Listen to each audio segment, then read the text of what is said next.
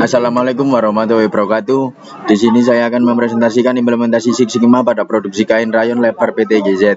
PT GZ merupakan salah satu perusahaan industri tekstil yang memproduksi kain rayon lebar. Pada periode Januari 2002 hingga April 2023, jumlah kain yang diproduksi sebesar 2.346 dengan 3.333 yard atau 14,2% mengalami cacat.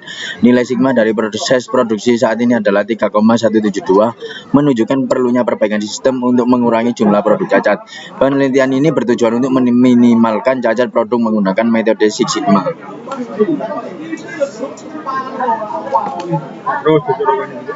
Tahapan metode Six Sigma yang digunakan dalam penelitian ini terdiri dari 5 tahap: define, measure, analisis, improve, dan kontrol. Demake. Tahap definisi mengidentifikasi 18 jenis cacat pada produk. Tahap measure menentukan persentase cacat terbesar dan menghitung nilai sigma.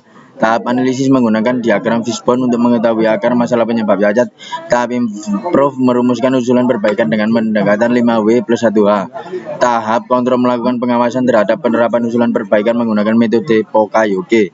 1. Define, identifikasi 18 jenis cacat produk. 2. Measure, hitung presentasi cacat dan nilai sigma. 3. Analisis akar masalah dengan diagram fishbone. 4. Improve, usulan perbaikan dengan 5W plus 1H.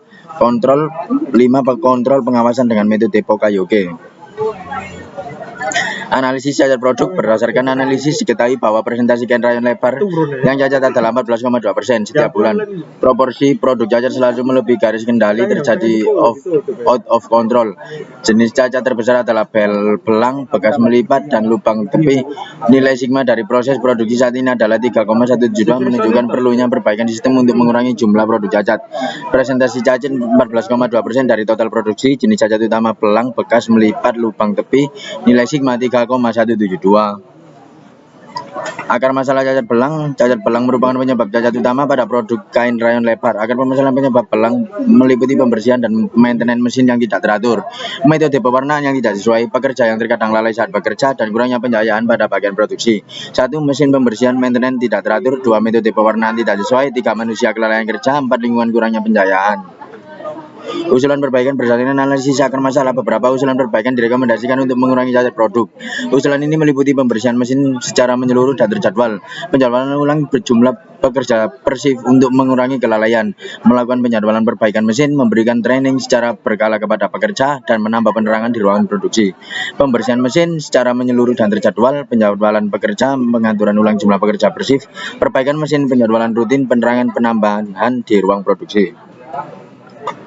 Peran departemen dalam implementasi perbaikan. Implementasi usulan perbaikan memerlukan kerjasama dari berbagai departemen di PT GZ. HRD bertanggung jawab untuk pengaturan penempatan karyawan dan mengadakan training. Supervisor produksi bertugas merekomendasikan perbaikan pencahayaan, berkoordinasi dengan HRD dan penempatan karyawan, dan membuat jadwal pembersihan serta perawatan mesin. Quality control bertanggung jawab dalam pengecekan bahan baku dalam proses pewarnaan. HRD pengaturan penempatan karyawan, mengadakan training. Supervisor produksi rekomendasi perbaikan pencahayaan, koordinasi penempatan karyawan, penjadwalan pembersihan dan perawatan mesin. Quality control pengecekan bahan baku, memastikan kualitas sebelum pewarnaan. Metode kontrol Pokayoke. Untuk tahap kontrol, metode Pokayoke digunakan untuk meminimalkan kesalahan yang mungkin terjadi. Metode ini terjadi dari 3 tahapan: kontrol, pengawasan proses untuk memperkecil kesalahan, warning, peringatan jika terjadi error, dan shutdown, penghentian proses saat ditemukan kesalahan. Implementasi Pokayoke diharapkan dapat membantu PT GZ dalam mengontrol proses produksi secara lebih efektif. 1. Kontrol, pengawasan proses untuk memperkecil kesalahan. Tahap selanjutnya, warning, sistem peringatan otomatis jika terjadi error dalam proses. Shutdown, penghentian proses atau pengerjaan saat ditemukan kesalahan serius. Kesimpulan dan rekomendasi. Implementasi metode Six Sigma pada produksi kain rayon lebar di PT GZ telah mengidentifikasi berbagai penyebab cacat dan mengusulkan perbaikan.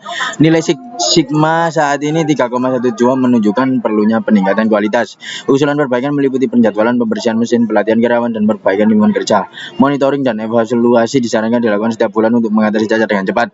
Penerapan metode Six Sigma diharapkan dengan meningkatkan nilai Six Sigma mengurangi jumlah produk cacat secara signifikan.